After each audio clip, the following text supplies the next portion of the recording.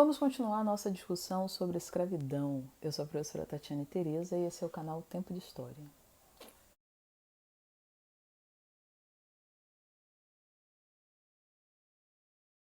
E como eu disse anteriormente, o Brasil foi o local que mais recebeu escravizados. Cerca de 4,8 milhões de africanos escravizados foram trazidos para cá, dos cerca de 12 milhões e meio que foram trazidos para a América. E isso é um número bastante grande se comparado, por exemplo, com os escravizados que foram levados por os Estados Unidos. Os Estados Unidos receberam cerca de 400 mil escravizados. Lembrando que os Estados Unidos utilizaram o regime escravista nas colônias do sul das 13 colônias, onde era o sistema de plantations, as plantações, como por exemplo as plantações de algodão, que utilizavam a mão de obra escrava africana. Das cerca de 11,4 mil viagens dos navios negreiros feitas pelos europeus, principalmente pelos portugueses e brasileiros, para as Américas, cerca de 9,2 mil vieram para o Brasil.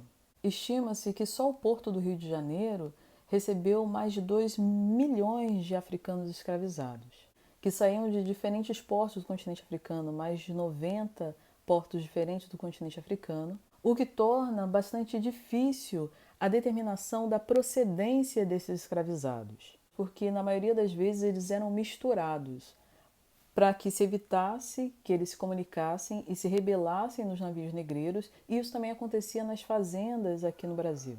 No passado, pesquisadores sobre escravidão entendiam que a procedência desses escravizados era designada pelas chamadas nações, que era atribuída a essas pessoas quando eles eram batizados pelos traficantes. Por exemplo, escravizados, eles eram batizados com o nome aportuguesado e recebiam como sobrenome a nação. Então, digamos, um escravizado poderia se chamar João Cabinda, ou José Congo, ou Maria Benguela. Só que aquele sobrenome que os europeus chamavam de nação não era a nação de origem daquele escravizado. Muitas vezes nem mesmo era a identidade étnica daquele escravizado. Por vezes, aquele termo, aquela nação, designava o porto aonde o escravizado foi embarcado no navio negreiro. Porém, a sua procedência não era exatamente aquele porto onde ele foi embarcado, porque os portos ficavam localizados no litoral do continente africano, enquanto muitos escravizados eles haviam sido capturados no interior do continente. Assim, os europeus eles comercializavam no litoral do continente africano, onde eles construíam feitorias, que eram grandes armazéns, onde eles colocavam as mercadorias e também as pessoas, para quando os navios chegassem, como o navio negreiro, fossem abastecidos e seguissem viagem. Assim, os europeus negociavam com os chefes locais, os governantes africanos, que capturavam as pessoas e vendiam em troca muitas vezes de armas, que consequentemente tornava aquele líder mais poderoso naquela localidade, como por exemplo o rei do Congo. Um exemplo desse deslocamento das pessoas que eram capturadas e escravizadas são os relatos dos Fataúci, que eram comércios de longa distância, cujos comerciantes, os alçais, possuíam em sua língua um vocabulário especializado para o comércio. Eles percorriam longas distâncias com caravanas por toda a extensão do Sudão Central, tanto com mercadorias quanto com pessoas, atravessando o Saara ou indo em direção ao sul até o Atlântico. E esses escravizados, eles andavam acorrentados com grilhões ou com cordas, presos uns aos outros e por vezes eram obrigados a carregarem as mercadorias dos mercadores. E essas longas distâncias, essas jornadas, faziam com que eles ficassem profundamente debilitados, magros e enfraquecidos.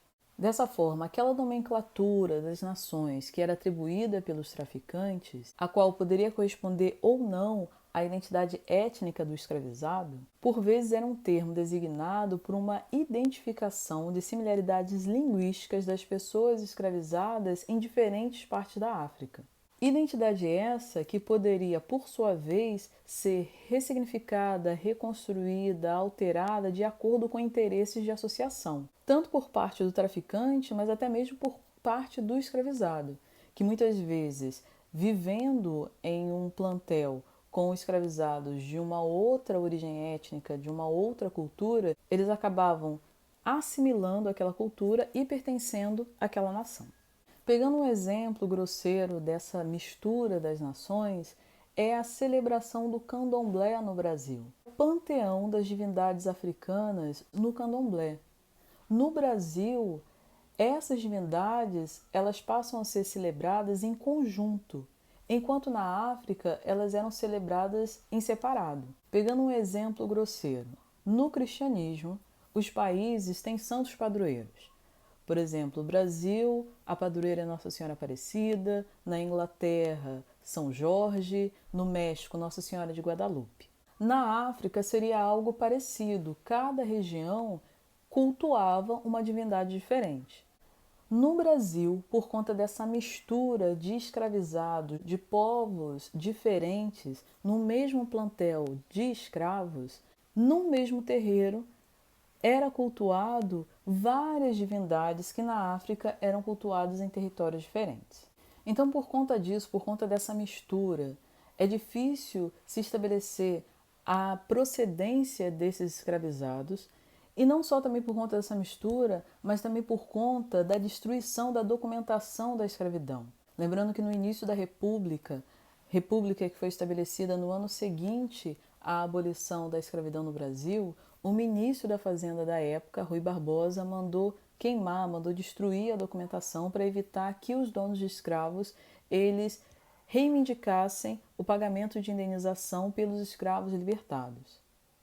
Hoje em dia, existem alguns projetos envolvendo exames de DNA, exames genéticos, como o projeto Genoma, para tentar estabelecer a procedência que fazem rastreamento genético para buscar a origem dos afrodescendentes. Em relação aos portos de embarque desses escravizados na África, existem 4 rotas principais desse comércio de escravos: a Rota da Guiné, a Rota da Mina, a Rota de Angola e a Rota de Moçambique.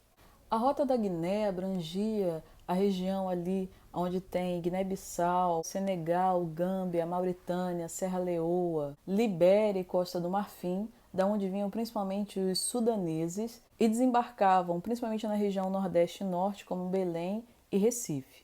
Já a Rota da Mina vinha de regiões como Cabo Verde, Gana, onde tinha o castelo de São Jorge da Mina, Burkina Faso, Benin, Togo, Nigéria, Chade, Congo e Gabão, vindo principalmente os iorubais para o Nordeste brasileiro, por volta do século XVI e XVII, para abastecer a região açucareira.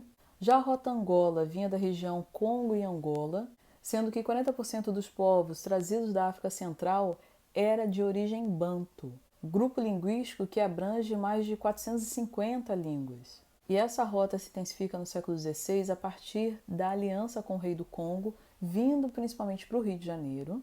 E a Rota Moçambique, principalmente no século XIX, vindo em direção ao Rio de Janeiro e dali em direção a Minas Gerais e São Paulo, especialmente por conta da pressão da Inglaterra pelo fim do tráfico, por conta da pressão da Inglaterra sobre o controle do Oceano Atlântico. Dessa região da África Oriental, os Moçambiques correspondiam a 18 a 27% dos escravizados no Rio de Janeiro no século XIX. Vindos da região do Quênia, Tanzânia, Zâmbia, Malawi, Zimbábue, África do Sul e Madagascar eram de origem banto. E assim nessas rotas tem alguns portos que se destacam, por exemplo, vindo de Bissau, indo em direção ao Recife e Belém aqui no Brasil, da Rota da Mina vindo de portos de São Jorge da Mina, Ajudá, Lagos e São Tomé, indo em direção a Salvador e Recife, da Rota de Angola vindo de portos de Cabinda, Cassange, Luanda e Benguela, em direção a portos como Recife e Salvador, e da Rota de Moçambique, vindo principalmente para o Rio de Janeiro e dali para outras regiões do Brasil. Bem, eu fico por aqui, mas ainda não terminei. Assista ao próximo vídeo, onde eu vou continuar discutindo as considerações a respeito da escravidão no Brasil. Esse é o canal Tempo de História, e não se esquece de se inscrever no canal no YouTube, seguir a gente no Instagram, no Facebook e no Twitter. Até a próxima!